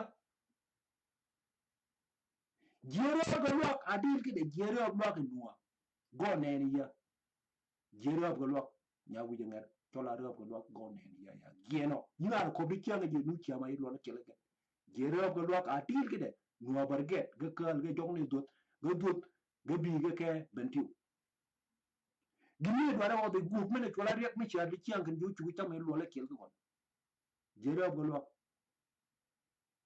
so kina lung ling mani ting joto a chiet ken nyim me gen gup yet ga cha lao ling ni chi ga ting chol no tie mai nuwa bentiu chi o ga ting ling ana budgin a chiet gen ari do ge ko cham ga ngai ni ge chere jo tong ya gu ma ro den gu chere jo tong ge ko ni cham da gi pin mang ngai ge chere jo tong ye ge ma ga len ge na ma pi po do ba chu ga bu ka wo chu ba ket a ket jo tong gi ye tong a chi go mun ye ge ko mo gen ge po no chi o ka ga di chiam a ga po no ga ben ti we ben won a chi ga ren wing gen ge chere wa o ben me ge cha ji da pin na men cham ji ga te ni nga chol ga wo den ko ti mai nga na ko i waden ba marot ko mai ti mai ni ma da jurmin tyo kalong mai nu ne o ya magalin kinga ba ci ki ta na kel ga jurmin men ni ke wa ba do wa wuna ren be ni ak potol wuna ni en potol aba ma luar nyot mo ga nyol yan ha ko wi nyolo ton mo ga ba ci ko pi de pot men gani tuk mal gani tuk jiba pur ga biet ji ci ka ce de go ji na ji na ce di amma ni be report mi yo ba yaka bergon bawo lakin ene nyi tong pa cham de da gi mu ngai ke men ba yo pot yi cha pot mu pot bu na mo di lakin rak ma nu ro yi cha be ne tong pa ene tong pa ja no gu tong pa be ko mu dong ko da nen ge wa ba wa ri gen yin ga long mai nyi ma da nuwa on mai nyi ma da jang ko mai di chiam kini keep on wa den pa do wa ri yin ke di keep on with that I can only the Chingabaka Lola Kilki keeping Moko Thomas Sears and Nigon. Margaret family look. You have to understand Gina Kurl of Bango, Pedoponia Shiji, Ling Bonyom again. Chollo Michip America Boyka Pimba Chuck, Ling Bonyom again, Cholkini Junk, Yin, you are called Podnyara by Chorin. Boyoko will la, Bomiskilla. You tell. Then what a bero Apoda Kilano, Bund, you there, Sudan, you will be taking. Ya koken no ujiba chubir ke kel ke daw bawar so ke koken now waba kel then maroden mo jinu ba sa gena koken no siyaza meni chiga en wa en siyaza yen genen ke tuwa ke kado podun genen ke cham ke kado podu waba je kel geni bi ke choro potol badalo pod ke yo ne cha tongal pa bi benda ke je bi ba ko bi bo ko many people da mu chugu tuwe di chiang en ba wadu never happen da no kuje kur chik mut da gin mi chola chik wa da ga ba gwede it wen wala ga nuri gwede it wen they have to be respected laws mo ga mi de ke po ga do war e chik mo ni bani ji ngan be lakin de ji mo ko tama ga na ba chik e ga ba chugu nyale mena ko gwa den kine no whether wasal pakir or rek mishjar wala ngunda mo ko ku jinu sudan whether nuri chirin first of all you understand that ya nuri chirin uyibun tek kare bi yida tega sa tung mon mai tung yi tek East Africa lakini sa ya ta tiel East Africa beno ki nyomir mo to ni ya targen ta tiel gen ya junubi yita yibun tek why tek mia ajag yan keri ya ben ke berin ke bang rock me awen me then you become powerless among all Eastern African nations and you call yourself a country people of South Sudan wicked people by this time you should have known that you, the people of cultural people, you can never be my leader. And this has to be better this time. People with no good ethic to lead people can never be my leader. You don't have ethic to play with. And you say you still want to rule me. You will never rule me. I come far to get to this part of the world. And I know how to play this game properly. I can play it with you day and night. And you know me, I go to place. I go to place. I go to place. Despite Kuyunu, Canada, some of you are here in Canada. And I told them what the man has to tell them that we will never check hand as the people of one country again. You people disrespect my own people. We will never check hand as a people of one country. I will disrecognize you. We never come from the same country. We never originated from the same place. I don't care what you think. You cannot abuse my people because of the land. And you cannot betray my people to some fucking coup, international criminal who are just running their mouths and nose looking for natural resources. You cannot betray my people to them. You never been the strongest people from the beginning to speak with, from the beginning until now, until tomorrow. It will be like that. In that part of the world, it was me. And that power, I took it from you. I said, I will never be one of you until you begin to respect, you learn to respect my people, the Chollo. You have to learn to respect them. And you have to learn to respect their dignity. You have to learn to respect their value. You have to learn to leave them with their interests. And you, who call yourself the government, put it in your mind today that South Sudan will be abolished soon. and this will be the second time. And you bo chol wala nya chol yi ko ne cham yi ba jinubi e junub Sudan ku go ka boli cham da on new men ura be bun on new bungo mara be bun page barget and a nyiro pod new and a wood new and a odd new barget pigin. So the next time jam gana ra podun next time bun bun mara podun kalong da dai bun nabi kan yi ben ga ma ga chol ka pin mu chom yin ga ya ba jigan kan chol ka pin kan ja wot po ga ya ba jigan dong ring to jo nya nyu wan so yi ba ngai pa jin ja wot ge wi od mai be ni rob gan and dead mena ci bere ba dead pun so kanya ben barget anga chu barget ko ndam da pin chol tam riga tun gan yan riga tun ga dingo me yang ji kan do ga ji kan cham riga do ga tu yani chol yang di ke ni chol do ga ga chol ni chol ka ni yani pin cham ba mi gan cham ga do tu ni gan yina cher gen pin yina cher gen ade kam gan kini chol no kam ni ga cher di jam pin ga ka ba jam bu gebe togi ga ba ya bi gen min bor kun jene ga ba ya bi gen yige ba ka pan ga gebe di ga tuo gen ke jang la ke law yi ga tuo gen gebe ni ga tuo gen yani gebe ke ni bi garibin gana ci budut ki ngo ki ko torin so ga ni ga jang kana ni ga jang ke ni ga kon jam ga da yi ga tun yani chol go na dwar ga na so kanya dal gini ago ga dingo ila po de na kalo chamo chol ko put ga na gen kanya ka po no ga go dingo no jango kono gi no won ado ki be ke ni won jang wona wa yi wotu jango ko jama na tuni gon so go denen barget pode na ko ngakira then South Sudan become independent pode ni jang again you ko ni do aber kiel gi jimong ni and you never done that gina gini nuri go gi jang gina gini nuri go gi no and you still want to be with them inga ko chimi ba chol you call yourself Chollo people, you still want to say with them, people who abuse your own people who took your power, people who degrade you to the point that you become almost powerless in that part of the world, and you still want to be with them. Abuse. People who misuse the national power and abuse your own people using national resources, government properties, government resources. Again, you as a citizen of that country, and you still want to be with this type of people again. It should not. You should not be with them. You bet you bed again. Papa, you bet you bed again. Bed again. Now, what more which you get? What more? Ila yina chi jack pony. Kanong pony jagin. You bed again. Kanong you bed can the president you and been. And then we need prime minister. And then mungi pinga chu you go walk a parliament without including you. You know, ko jami bara chol. Ret kuongo. Baba. Yin. Can you go include Junub Sudan? Bung president. Then prime minister. And then mungi pinga chu you go walk without include Yiba Pit. Then what you go be again. Not only that, what about you go be again? Changa yin ret kuonga chu ja ponni chola Junub Sudan.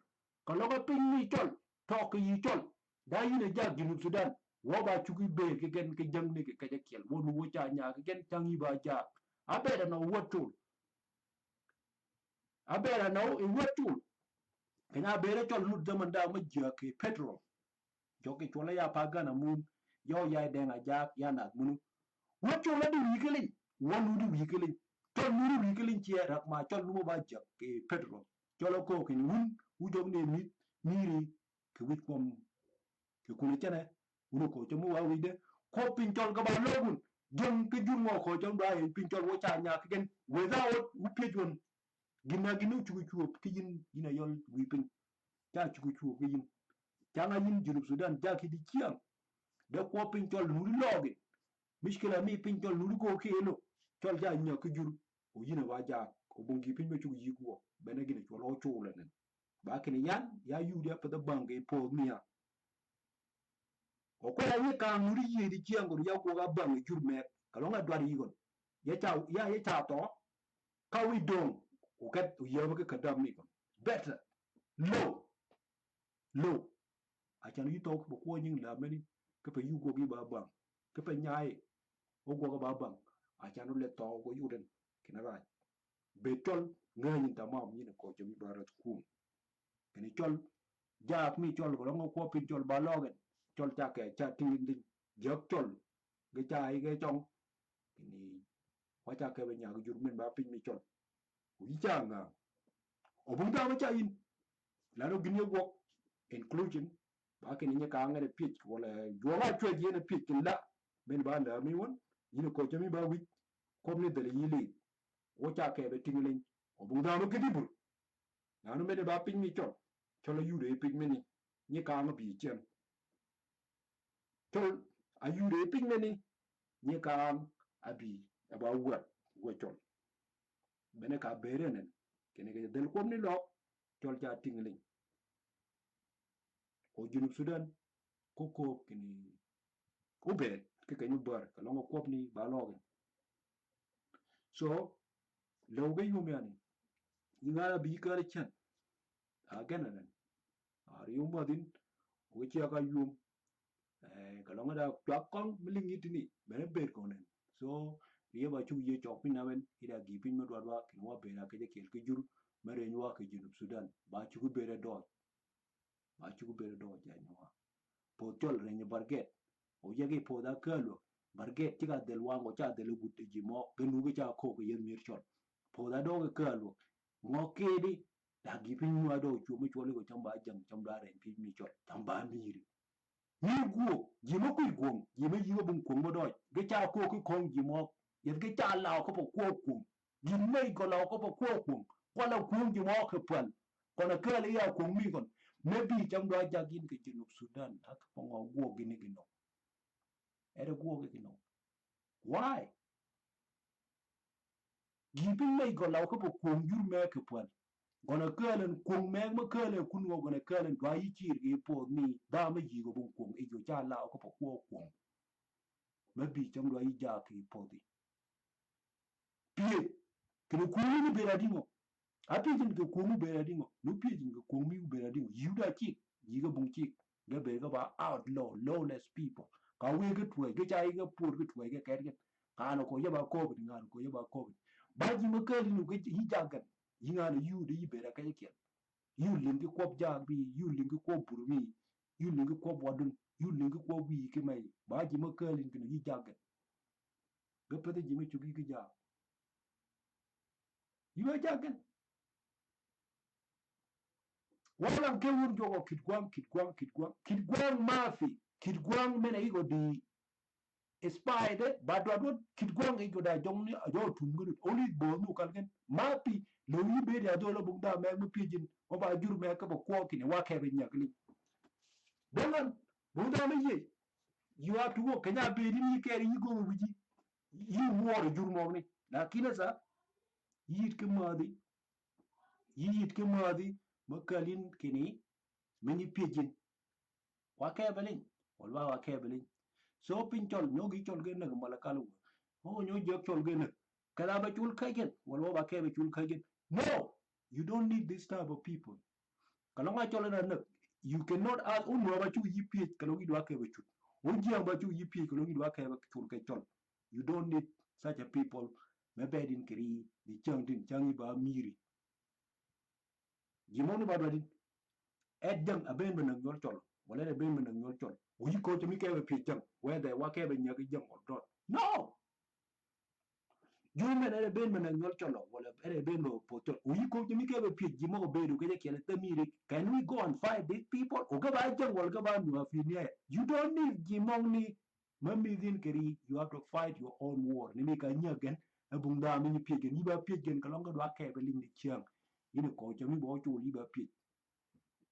kalong ga dwa ke be nak chol iba pi kalong ga chol an gen wala go na kun jene de gere dwa ke be chut iba chu pi changi go ga miri wa da je ke be len wala iba ke be len iba pi kenyi ke ka go de so you don't need iba da me you don't need second hearing or third hearing bongo beneri go kigen bene go dit ki be bene you word na no word ni ta ga no shi word ni ta ga no mene tin ga do wa ban ji ku tu je kala je ke buru je kebur ango ne dia chi ga gwat ka be ne kiri ya ka yo gwadin wala ya go gini nget ka bena ki nya ka kala na me do abenu buli ni ci ka be ya nyo ya dada aga jam ni po zaman nya gin nyo nyel tinga kana be cek ka bena jam do ke be buli ni gon ni ci ka be yang do ke wit bor e ngo ci ka be yi gon ke kal so ni ta yo de kenga kele ke judi den ada wo bale jigu tu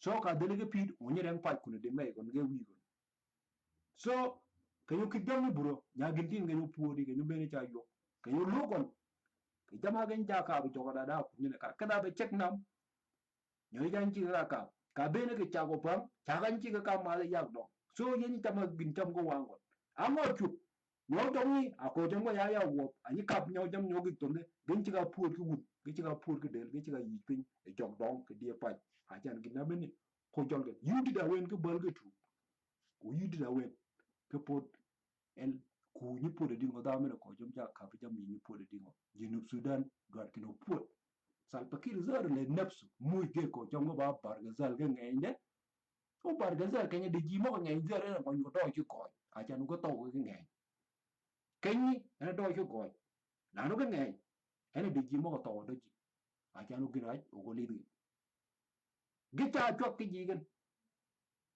a bo pio bor ba pi how many time bor pi bor ba pi na dai mo no churi jo ge cha ren juba